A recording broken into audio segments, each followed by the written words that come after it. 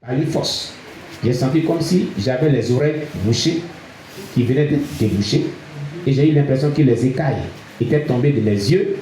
J'ai vu le soleil et la lumière du jour après 3 années dans l'horreur et le crépuscule. Vous voyez? En fait, en tant qu'esclaves, nous étions dans une situation où on ne voyait pas le soleil ou la lumière du jour. Tout était sombre, comme si notre perception de la réalité était altérée, rétrogradée et voilée. On a commencé à entendre le cri des animaux, l'air et le vent soufflaient sur nous. Nous avons réalisé que nous étions dans une grande forêt. Chacun de nous commençait à réaliser ce qu'il était devenu, puisque notre conscience était revenue à nous. Quand je me suis regardé, j'ai réalisé la taille que j'avais et j'ai eu peur. Quand j'ai regardé mes collègues, leur taille et leur apparence m'ont fait peur. Et quand mes collègues se sont regardés l'un et l'autre, ils étaient remplis de terreur. Par conséquent, tout le monde s'est mis à fuir dans sa direction. Ils ont vu qu'ils étaient comme des démons. L'autre a fui ici, l'autre a fui ici, l'autre a fui ici. Ils sont dispersés. Parce que la maltraitance, et puis ils se sont coiffés les cheveux. Ils sont devenus comme des barbus, ils sont devenus très courts comme des nains. Ils ont commencé à fuir, ils ont commencé à avoir peur de l'un et de l'autre, ils ont commencé à fuir. Or, auparavant, quand ils étaient comme les esprits, ils ne se voyaient pas comme cela. Vous voyez, chacun a fui dans sa direction. Alléluia. On avait beaucoup de cheveux et des barbes. Imaginez quelqu'un qui ne se rase pas les cheveux et les barbes pendant 3 années successives. Et j'ai remarqué que ma peau était remplie de beaucoup de couches de saleté, car je ne l'avais pas lavée pendant 3 ans, depuis que j'étais mort.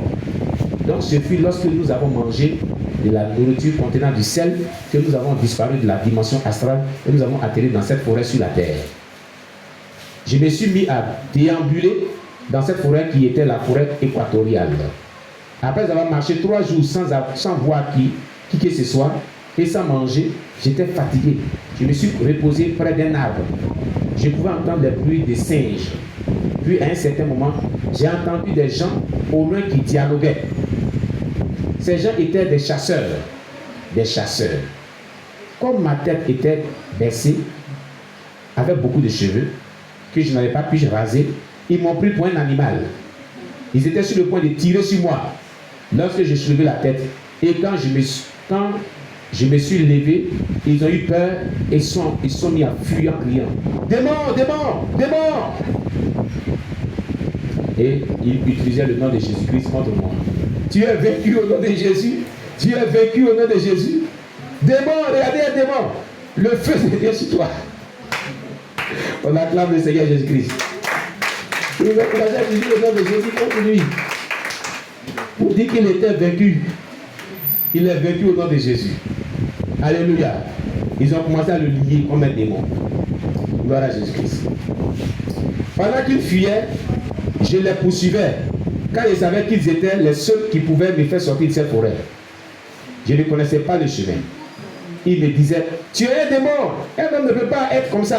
Je leur ai dit, mes frères, j'étais perdu dans la forêt pendant 3 ans. Raison pour laquelle je suis comme ça. Je m'étais dit, si je leur disais la vérité, selon laquelle j'étais mort et enterré, il y a 3 ans, ils allaient m'abandonner dans cette forêt vaste. Après avoir dialogué avec moi à distance, l'un de ces chasseurs était convaincu et persuadé que j'étais un homme ordinaire. Mais l'autre était rempli de terreur et criait avec panique en me disant, tu es un démon. Toi, moi je sais que tu es un démon. Alléluia. Un homme normal ne peut pas avoir cette taille et être comme toi. Finalement, ils ont accepté de m'amener chez eux. Et je me suis lavé.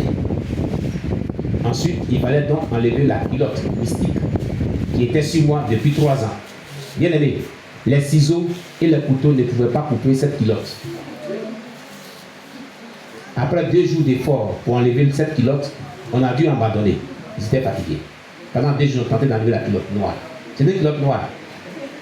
Mais c'était quand j'ai prié dans mon cœur, Seigneur, aide-moi à enlever cette culotte, que j'ai senti la culotte bouger. J'ai senti la culotte bouger. J'ai appelé le chasseur et après plusieurs heures d'effort, la culotte fut enlevée de mon corps. Nous l'avons mis sur le feu. Mais après des heures dans le feu, cette culotte n'était toujours pas brûlée. Plus tard, la culotte qui était mon identité dans le monde invisible a fini par disparaître d'elle-même. Il était impératif d'enlever cette culotte car le monde astral pouvait faire des invocations et en mentionnant le numéro de la culotte, il m'aurait retourné dans le monde invisible. C'est exactement ce qui arriva à trois autres collègues qui avaient atterri dans la forêt équatoriale avec moi. Comme ils ne pouvaient pas se débarrasser de la culotte mystique, ils furent transportés dans le monde astral par invocation de leur bourreau. Ils sont retournés là-bas. S'ils avaient eu le secret d'invoquer le nom de Jésus aussi, ils seraient délivrés. Le nom de Jésus est puissant. Le nom de Jésus peut tout faire. Si vous êtes en détresse, invoquez le nom de Jésus avec foi. Le nom de Jésus vous libérera de votre détresse au nom de Jésus. Alléluia. Plus tard, ces chasseurs m'ont indiqué le chemin vers la ville. Après avoir marché 3 jours, j'ai vu une antenne de Vodacom, une antenne téléphonique Vodacom.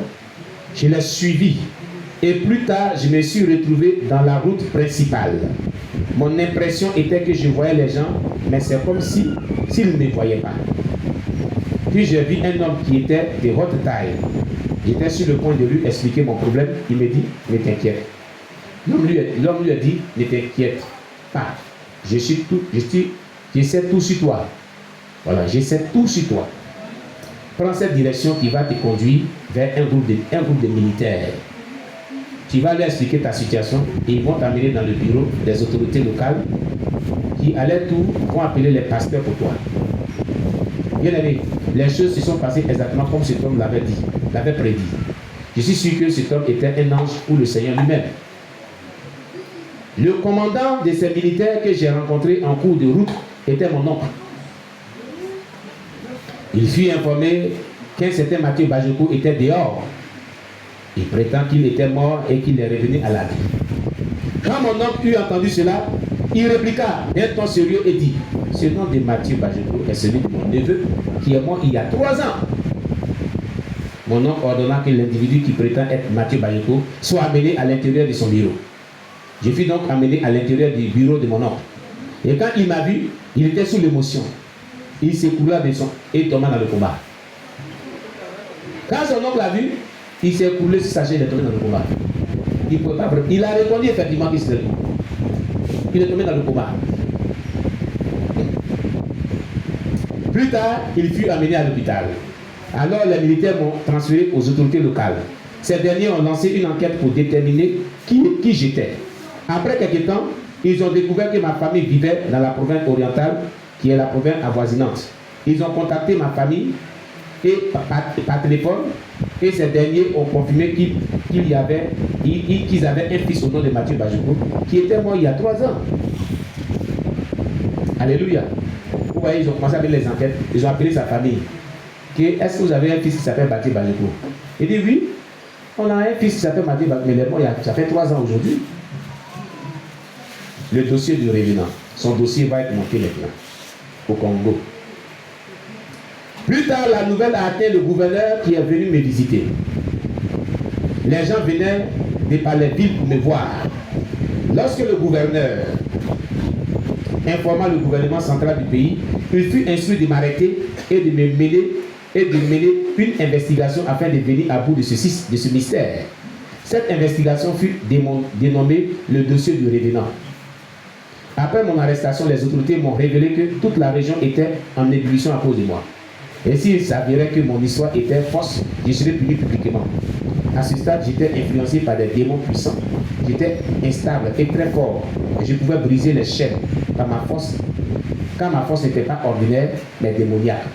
Tu peux mettre les grosses chaînes sur ces mecs, il peut les briser pour ça n'ait rien de temps. Parce qu'il avait une force démoniaque. Il n'était pas encore délivré. Parce qu'il a vécu comme un démon. Je me souviens un jour, pendant que j'étais dans ma cellule, c'est-à-dire en prison, les militaires et les policiers sont venus me tabasser, car ils pensaient que j'étais un usurpateur. Mais ce jour-là, j'avais tabassé toute une division de la police. Il les a frappés tous. Il les a saisis comme un démon. Il les a maltraités, tabassés très bien. Vous comprenez? Il devait donc chercher le renfort pour me restreindre. Et plus tard, je fus enchaîné. Ce jour-là même, Un pasteur marchait dans le quartier. Quand il a vu une foule devant la station de la police lui expliqua ma situation. Mais ce dernier insista de me voir, bien que la police l'ait prévenu du danger qu'il courait. Ce pasteur me questionna et pria pour moi. Il proposa aux autorités de m'amener à l'église. Mais il fut informé par l'autorité régionale que mon dossier était sous investigation du gouvernement provincial et national. J'ai donc passé 6 mois dans la prison de la police régionale et le gouvernement a parvenu à retrouver mon certificat de décès. Ils ont retrouvé son certificat de décès quand j'étais mort plus enterré pendant 3 ans. Et mon permis d'inhumation, le permis de pouvoir l'enterrer, ils ont trouvé.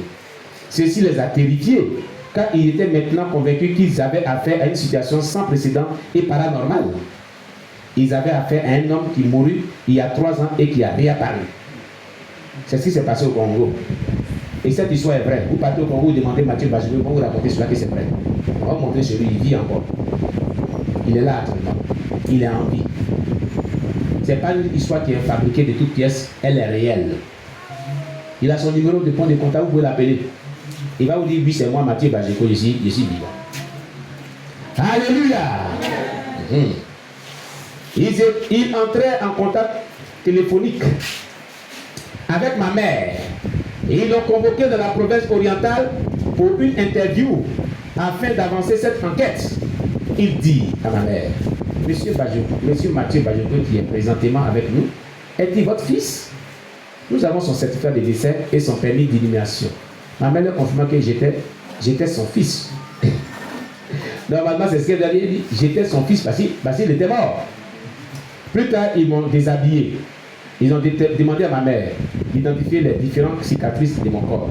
Ma mère a identifié tous les endroits des cicatrices de mon corps et elle leur a expliqué l'histoire et l'origine de ces cicatrices.